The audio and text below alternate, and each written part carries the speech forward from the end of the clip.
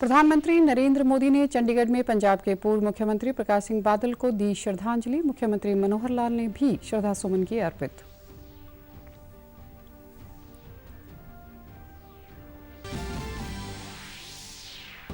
सूचना और प्रसारण मंत्रालय की ओर से नई दिल्ली में मन की बात पर आयोजित राष्ट्रीय संगोष्ठी का उपराष्ट्रपति ने किया उद्घाटन। केंद्रीय सूचना और प्रसारण मंत्री भी रहे मौजूद।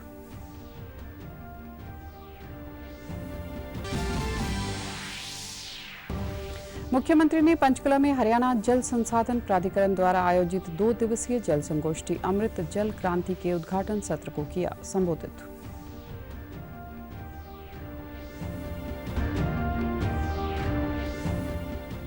और महिला व बाल विकास विभाग प्रदेश में खोले गए 4000 प्लेवे स्कूलों में बच्चों के निःशुल्क दाखिले के लिए अभिभावकों को रेडीनेस मेलों द्वारा कर रहा है जागरूक। नमस्कार, मैं हूं आरजू। अब समाचार विस्तार से। प्रधानमंत्री और मुख्यमंत्री ने आज पंजाब के पूर्व मुख्यमंत्री प्रकाश सिंह बादल को चंडीगढ़ में श्रद्धांजलि अर्पित की। पंजाब के 5 बार मुख्यमंत्री रहे प्रकाश सिंह बादल के निधन पर केंद्र सरकार ने 2 दिन के राष्ट्रीय शोक की घोषणा की है। उनका अंतिम संस्कार कल 27 अप्रैल को उनके पैतृक गांव बादल में किया जाएगा। मंगलवार को मोहाली के एक अस्पताल में उनका निधन हो गया था। वे 95 वर्ष के थे। राष्ट्रपति और प्रधानमंत्री समेत तमाम दल के नेताओं ने उनके निधन पर शोक जताया। मुख्यमंत्री ने कहा कि पंचकुला में आयोजित एक कार्यक्रम में कहा कि संयोग से यह संगोष्ठी उस समय हो रही है जब किसानों के मसीहा और उनकी चिंता करने वाले पंजाब के पूर्व मुख्यमंत्री सरदार प्रकाश सिंह बादल हमारे बीच नहीं रहे। वे सदैव किसानों की बात करते थे। पिछले वर्ष जब मैं उनसे मिलने अस्पताल गया था, उस समय भी उन्होंने मुझसे किसानों का ध्यान रखने की बात कही थी। ऐसे व्यक्तित्व को श्रद्धांजलि देते हुए यह जल संगोष्ठी उन्हें समर्पित है। पैरोकार, मैं कहूँगा किसानों के मसीहा, पूर्व मुख्यमंत्री पंजाब, केंद्र में भी वो मंत्री रहे, आज हमारे बीच वो नहीं रहे हैं। मुझे अचानक याद आया कि पिछले जून में वो अस्वस्थ हुए इसी प्रकार से, अचानक ज़्यादा ही अस्वस्थ थे, तो मैं अस्पताल में उनको पूछने के लिए गया। बेड रिडन थे, हालचाल पूछा। उन्होंने एक ही वाक्य कहा, सीएम साहब कैसे है? मैंने कहा ठीक है। हरियाणा में सब लोग ठीक हैं, ठीक हैं, किसानों का जरा ध्यान रखना। यानी almost he was bedridden. जैसे अभी स्थिति रही उसी प्रकार की स्थिति उस समय उनकी बन गई थी, लेकिन ऐसे अवसर पर भी उन्होंने किसानों को याद किया कि किसानों की चिंता करना। तो मैं समझता हूँ आज की इस जलगोष्ठी संयोग ही ऐसा है, आज का दिन वो हमारे बीच में नहीं रहे, तो मैं तो चाहूंगा कि ये जो जल संगोष्ठी है ये उन्हीं को समर्पित की जाए। सूचना व प्रसारण मंत्रालय की ओर से आज नई दिल्ली में मन की बात पर 1 दिन की राष्ट्रीय संगोष्ठी हो रही है। इसका उद्घाटन उपराष्ट्रपति जगदीप धनखड़ ने किया। उद्घाटन सत्र में सूचना व प्रसारण मंत्री अनुराग सिंह ठाकुर भी मौजूद रहे। इस अवसर पर मन की बात पर एक कॉफी टेबल बुक और प्रसार भारती के सीईओ द्वारा लिखी एक पुस्तिका का विमोचन किया गया। यह आयोजन पीएम के मासिक रेडियो कार्यक्रम की श्रृंखला के निरंतर सफलता को दर्शाने के लिए किया जा रहा है। इस कार्यक्रम की पहुंच भारत के 100 करोड़ से अधिक लोगों तक है। सम्मेलन को संबोधित करते हुए उपराष्ट्रपति ने कहा कि हमारे मन की बात का हर एपिसोड सुना है और सुनने की खास वजह भी थी।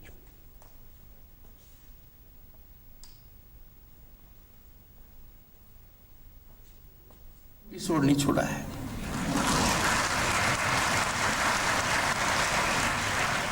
कुछ चुनौती मेरे सामने आई। पश्चिम बंगाल का राज्यपाल, खैर वहां तो और भी चुनौतियां थी, और इस पद पर तो रिकॉर्डेड सुना। एंड सुनने की एक खास वजह थी। वो कौन शख्स है who would not like to be inspired, motivated, instructed, informed कि मेरा भारत क्या है। I have not missed a single episode. सूचना और प्रसारण मंत्री अनुराग सिंह ठाकुर ने कहा कि प्रधानमंत्री नरेंद्र मोदी के मासिक रेडियो कार्यक्रम को 2017 में अलग अलग भाषा और क्षेत्रों में पहुंचाने का प्रयास किया गया। 100 एपिसोड के सफर तक 700 लोगों व संगठनों की उपलब्धियों को जन जन तक पहुंचाने का अभिनंदनीय कार्य प्रसार भारती के माध्यम से हुआ है। अपनी पहुंच बढ़ाने के लिए अलग अलग क्षेत्रों में अलग अलग बोलियों में भाषाओं में इसको पहुंचाने की शुरुआत की गई और मन की बात की 50वां एपिसोड 25 नवंबर 2018 को प्रसारित किया गया। मन की बात की 100 एपिसोड तक की यात्रा में समाज की बेहतरी के लिए ऐसे 700 से अधिक लोग और संगठनों को उपलब्धियों को प्रधानमंत्री जी ने जन जन तक पहुंचाने की कार्य किया है। मुख्यमंत्री मनोहर लाल ने आज पंचकुला में हरियाणा जल संसाधन प्राधिकरण द्वारा आयोजित 2 दिवसीय जल संगोष्ठी अमृत जल क्रांति के उद्घाटन सत्र को संबोधित किया। इस मौके पर मुख्यमंत्री ने नागरिकों से आह्वान किया कि आज के समय में पानी की पूर्ति हेतु जल संरक्षण के समुचित उपयोग की ओर ध्यान देने की आवश्यकता है। हम सभी का दायित्व बनता है कि जिस प्रकार हमें विरासत में हमारे पूर्वजों ने पानी दिया है, उसी प्रकार हम भी आने वाली पीढ़ियों को विरासत में जल दें।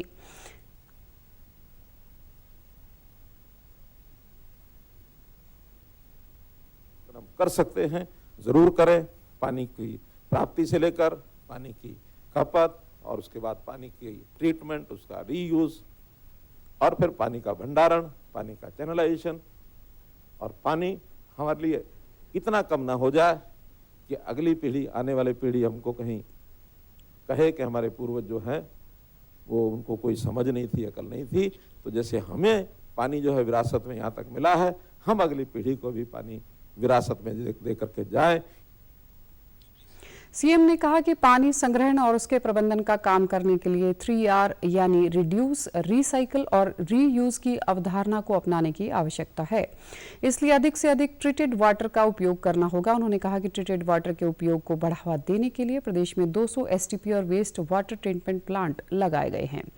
इसके अलावा HSVP द्वारा विकसित सेक्टरों में घरों में डबल पाइपलाइन की व्यवस्था की गई है। एक पाइपलाइन पीने के पानी के लिए और दूसरी पाइपलाइन अन्य उपयोग के लिए। यह प्रयोग सफल हो रहा है।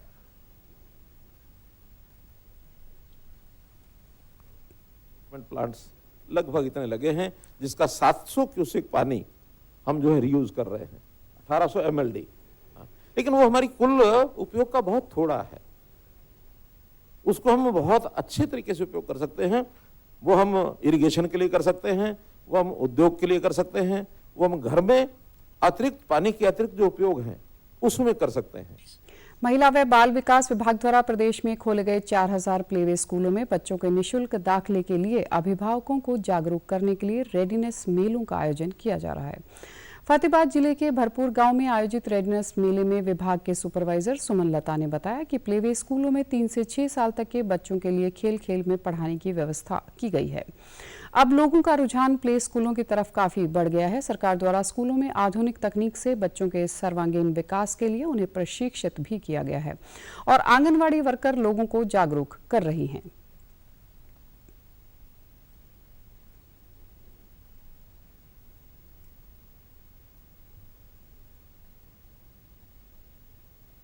एज ग्रुप सर हमारा 3 से 6 साल तक के बच्चों का रहेगा।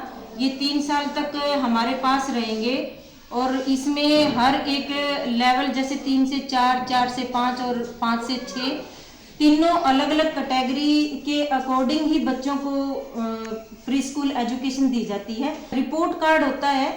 रिपोर्ट कार्ड में जो भी बच्चा अपनी एबिलिटी के हिसाब से अपनी जो भी एक्टिविटी करके दिखाता है उसके अकॉर्डिंग जैसे असेसमेंट होती है हर 3 महीने में और पेरेंट्स को बच्चे की क्वालिटी के बारे में बताया जाता है। मेरे पास बच्चे आते हैं जी, बहुत अच्छे रिस्पॉन्स है जी लोगों का भी मेरे साथ और लिंक भी है जी लोगों का। जब भी हम किसी के घर जाते हैं या फोन करते हैं उनके साथ आ जाते हैं जी। बच्चों को रिपोर्ट कार्ड भी हमने तैयार किए हैं जी। अभी पिछले साल भी मेरे पास 13 से 14 बच्चे थे जी। ग्रामीण महिलाओं ने सरकार की इस नई पहल की सराहना करते हुए कहा कि ये प्लेवे स्कूल विशेषकर गरीब लोगों के लिए किसी वरदान से कम नहीं है, क्योंकि वे निजी स्कूलों में बच्चों का दाखिला नहीं करवा सकते, लेकिन यहाँ बच्चों को निःशुल्क शिक्षा के साथ भोजन और खेल सामग्री उपलब्ध करवाई जा रही है, जो कि उनके बच्चों के लिए बहुत ही लाभकारी सिद्ध हो रही है।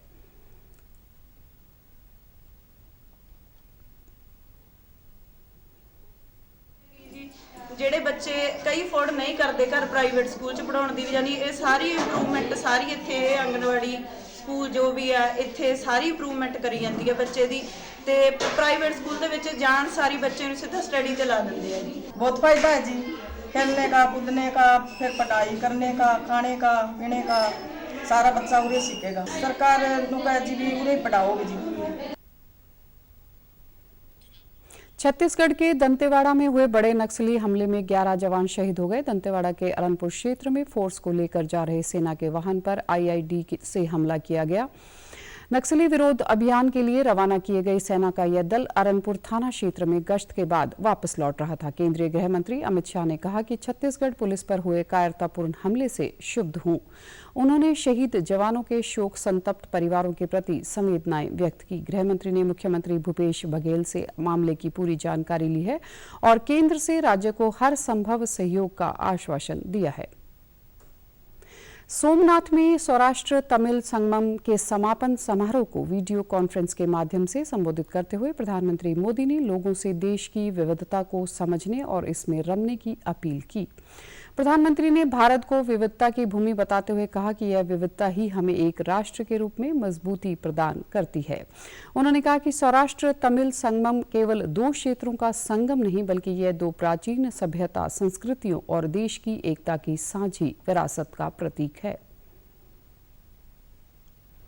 सौराष्ट्र तमिल संगमम जैसे सांस्कृतिक आयोजनों की एक नई परंपरा के गवाह बन रहे हैं। आज से कुछ महीने पहले ही बनारस में काशी तमिल संगमम का आयोजन हुआ था, जिसकी पूरे देश में खूब चर्चा हुई थी। उसके बाद देश के अलग अलग हिस्सों में इस तरह के कार्यक्रमों के कई स्वतः स्फूर्त प्रयास शुरू हुए हैं और आज सौराष्ट्र की धरती पर एक बार फिर हम भारत की दो प्राचीन धाराओं का संगम होता देख रहे हैं। राज्यपाल बंडारू दत्तात्रेय ने कल चरखी दादरी जिले के गांव चरखी में संस्कारम स्कूल का शुभारंभ किया और शिक्षा सुधार गोष्ठी कार्यक्रम में शिरकत की। इस दौरान उन्होंने विभिन्न क्षेत्रों में उत्कृष्ट प्रदर्शन करने वाले युवाओं व विद्यार्थियों को भी संबोधित किया। समारोह में बच्चों ने मनमोहक सांस्कृतिक कार्यक्रम प्रस्तुत किए। राज्यपाल ने कहा कि शिक्षा से हम अपने परिवार और समाज की गरीबी को दूर कर सकते हैं। बच्चों को नई शिक्षा तकनीक के साथ नवाचार भी सीखने चाहिए।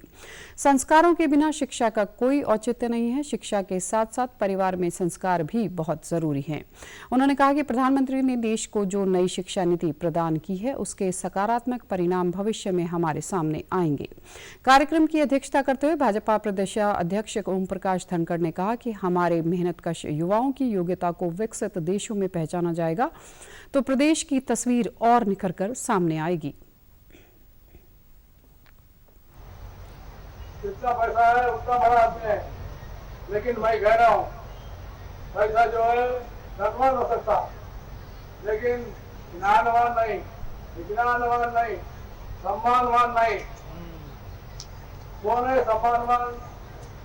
जो विज्ञान प्राप्त करता है, ज्ञान प्राप्त करता है, वो ज्ञान ही है सम्मान दिया था। तो बच्चों को जितना डिजिटल एजुकेशन रहेगा उतना आगे बढ़ेगा। इसमें आप आगे बढ़ाएं, इसमें हमने आगे बढ़ाना चाहिए। और मुझे खुशी है हमारे हरियाणा के मुख्यमंत्री मनोहर लाल खट्टर जी भी डिजिटलाइजेशन को आगे बढ़ाने के लिए बहुत प्रयास कर रहे हैं। उनको मैं बधाई देना चाहता हूँ। अंबाला में अब सीवरेज की सफाई रोबोटिक मशीनों से होगी। इसके लिए जन स्वास्थ्य अभियांत्रिकी विभाग ने 40-40 लाख रुपए की 2 मशीनें अंबाला शहर व कैंट के लिए खरीदी हैं। इन मशीनों में कैमरा और सेंसर सहित एडवांस टेक्नोलॉजी इस्तेमाल की गई है जो सीवर में बनने में वाली गैस को भी डिटेक्ट कर लेती है। अंबाला में आज इनके ट्रायल के साथ सफाई कर्मियों को प्रशिक्षण दिया गया। इन मशीनों के प्रयोग से सीवरेज की सफाई के दौरान होने वाली दुर्घटना पर रोक लगाने में सहायता मिलेगी। साइट इंजीनियर ने बताया कि इससे कम समय में अधिक सफाई का कार्य हो सकेगा। इन मशीनों में जीपीएस कैमरा भी लगा हुआ है जो फोटो को लेकर यह बताएगा कि आज कर्मचारियों ने किस जगह कितना काम किया। जन स्वास्थ्य विभाग के कनिष्ठ अभियंता ने बताया कि इससे सफाई कर्मियों को फायदा होगा और सीवर ब्लॉकेज की समस्या से भी निजात मिलेगी।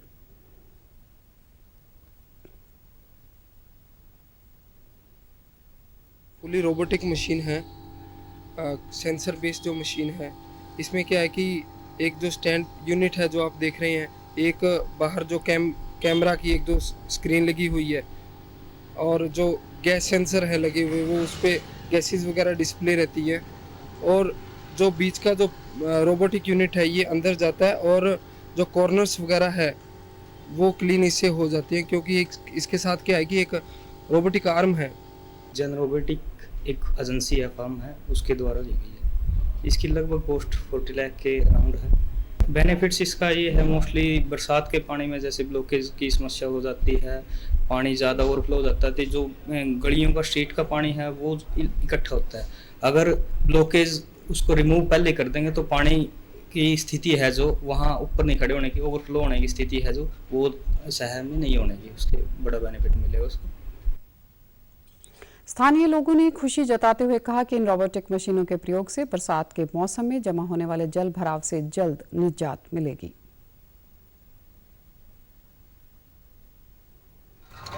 और अच्छा लगा, पूरा निकाल रही है, ईंट पत्थर निकाल रही है, बहुत बढ़िया है भाई। इसका ऐसा है ना, जहाँ तक इसकी लेन है वहाँ तक माल खींचेगी, उसके बाद में जब माल नहीं है तो वापसी। 1947 में जब भारत को स्वतंत्रता मिली तब ग्रेट ब्रिटेन के तत्कालीन प्रधानमंत्री विंस्टन चर्चिल को भारतीयों की क्षमताओं और किसी भी तरह की प्रगति करने की उनकी गुंजाइश पर संदेह था, लेकिन करोड़ों भारतीयों के साहस ने उन्हें गलत साबित कर दिया। भारत आज उस बिंदु पर खड़ा है जहां दुनिया भर के देश भारतीय अंतरिक्ष अनुसंधान संगठन इसरो के माध्यम से अपने उपग्रह अंतरिक्ष में भेज रहे हैं और भारत ने उन्हें निराश नहीं किया है। 26 जून 2022 को प्रसारित मन की बात एपिसोड में प्रधानमंत्री ने सफलता के इस पड़ाव की सराहना की।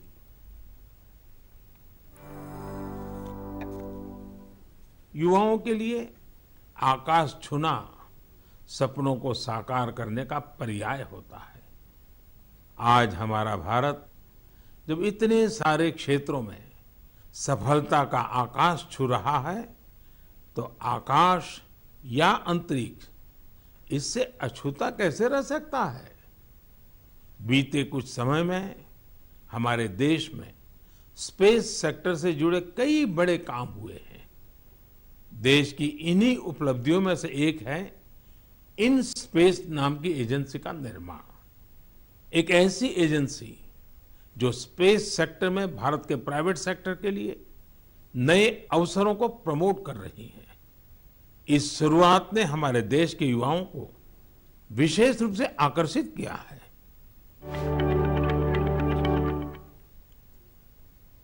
समाचारों में आज इतना ही। नमस्कार।